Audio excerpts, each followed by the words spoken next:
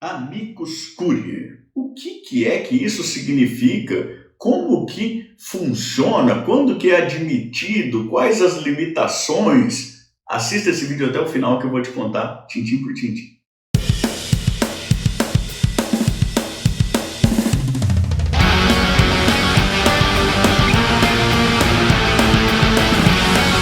Eu sou o professor Thiago Caversan e compartilho semanalmente, aqui mesmo no canal, vídeos relacionados à teoria e à prática do direito, como esse vídeo de hoje em que eu falo sobre o amicus curiae, e isso já a partir de vários anos de experiência como advogado e também como professor universitário. Se você gosta desse tipo de conteúdo, inscreva-se aqui embaixo, também clique no sininho, até para ficar sempre a par das novidades que nós trazemos para cá. Hoje eu quero conversar contigo sobre o amicus curiae. Quem que é o amicus curiae? Veja, amicus curiae é uma espécie de intervenção de terceiros, que é regulada lá pelo artigo 138 do Código de Processo Civil. Então nós temos no Código de Processo Civil vigente como espécies de intervenção de terceiros a assistência, a denunciação da lide, o chamamento ao processo, o incidente de desconsideração da personalidade jurídica e o amicus curiae, regulado, vou repetir, lá pelo artigo 138 do Código de Processo Civil. E o amicus curiae, ele é o amigo da corte. Então a gente usa lá a expressão latina para designar alguém que atuará como uma espécie de amigo da corte. Quando que vai ter cabimento aí a intervenção por parte do amicus curiae? A gente tem o código fazendo referência àquelas causas em que haja relevância da matéria objeto aí da controvérsia, ou então, quando a gente tiver um caso de especificidade aí do tema, que é o objeto da demanda, ou repercussão social da controvérsia. Eu vou te dar uns exemplos aqui em que a gente já viu a atuação de amicus curiae, que eu acho que vai te ajudar a entender para que é que serve essa espécie de intervenção de terceiros. Nós já tivemos controvérsias, por exemplo, a respeito da possibilidade de utilização de células tronco embrionárias humanas em pesquisas científicas, né? Aborto de anencéfalos, por exemplo. E a controvérsia girava em torno da proteção constitucional à vida. Acontece que, muitas vezes, o ordenamento jurídico ele utiliza conceitos que não são definidos pelo próprio ordenamento jurídico. Nossa, professor, eu não entendi isso. Tá bom, a gente faz uma pausa para tentar explicar. Veja, a Constituição Federal protege a coisa julgada. Lá no inciso 36 do artigo 5º da Constituição Federal, você tem uma proteção à autoridade da coisa julgada. Acontece que a própria Constituição Federal não define o que é coisa julgada. E, às vezes, você não encontra essa definição muito clara no próprio ordenamento jurídico. No caso da coisa julgada, a gente tem na Lei de Introdução às Normas do Direito Brasileiro, no próprio Código de Processo Civil, aí, elementos definitórios do que significa a coisa julgada. Agora veja, o ordenamento jurídico brasileiro protege vida, mas não define clara e exatamente o que é vida.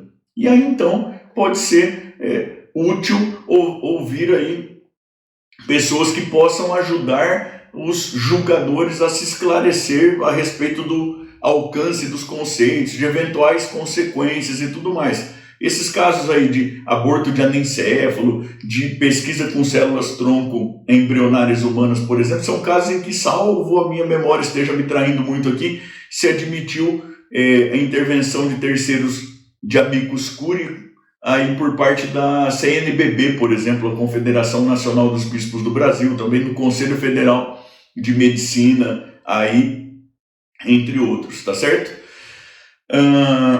Também você pode pensar, aí, por exemplo, em casos que já trataram de honorários de sucumbência, já teve intervenção da OAB, como amicus curiae, de associações profissionais, de associações e observatórios da administração pública, esse tipo de coisa, tá bom? Então, retomando, hipótese de cabimento, quando a gente tiver relevância da matéria, quando você tiver uma especificidade, especialmente especificidade técnica aí do tema objeto da controvérsia, ou quando a controvérsia for marcada por repercussão social.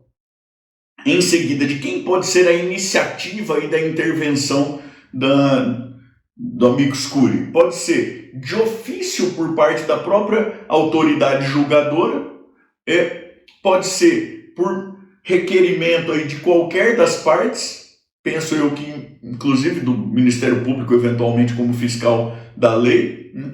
E também pode ser do terceiro, que pretende poder se manifestar na qualidade de amicus curiae, tá certo? E quem é que pode, né, ser admitido como amicus curiae? O código fala de pessoa física ou jurídica, órgão ou entidade especializada, né? Então pode ser pessoa física, pode ser pessoa jurídica, com representatividade adequada. Então é quem tem conhecimento e reconhecimento aí naquela matéria e com representatividade adequada. Imagine que se tratar aí de uma questão relacionada a consumo, por exemplo, você não vai pensar em uma associação que tem aí 3 ou 4 associados e 1 mês de existência, não é verdade? Agora, você tem associações de amplitude nacional, aí com um histórico já reconhecido, né, com participação de gente com histórico também de vida, de estudo e de empenho na compreensão das relações de consumo. Então, pode ser pessoa física ou jurídica e com representatividade adequada. Questões procedimentais sobre a atuação do amicus curiae, né?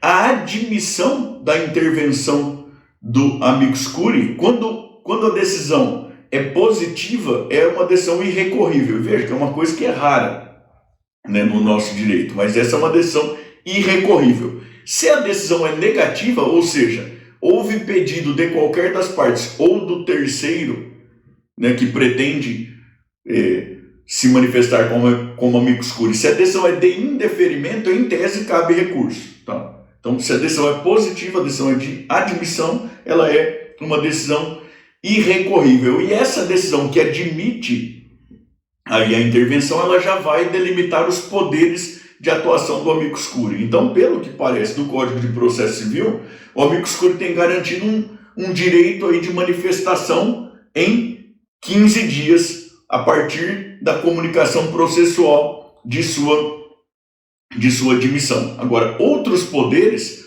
eles serão delimitados nessa decisão que defere a intervenção. Então, vai poder participar de audiência, por exemplo, né? Se for em tribunal, vai poder fazer sustentação oral, esse tipo de coisa. Os poderes serão delimitados nessa decisão. O próprio Código traz aí 2 peculiaridades procedimentais, que são as seguintes.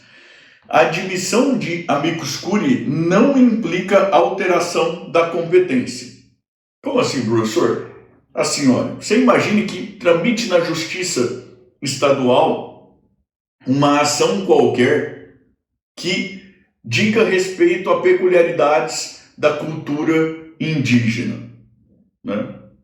A competência é da Justiça Estadual, mas tem alguma circunstância ligada lá à cultura indígena. E o juiz entende que é pertinente a manifestação da FUNAI, por exemplo, para se entender exatamente o contexto cultural daquilo. Porque, veja, a gente tem um contexto cultural indígena que tem lá suas peculiaridades. Além disso, a gente tem diversas, muitas culturas indígenas distintas entre si, de ramos linguísticos distintos, ramos culturais bastante distintos também. Então, por qualquer motivo, lá da face da terra, o juiz entende que é pertinente a intervenção da FUNAI lá como amicus curiae. Acontece que a FUNAI é uma fundação de direito público federal. E aí, então, a competência, salvo engano lá, é da Justiça Federal para julgar ações em que a FUNAI seja parte.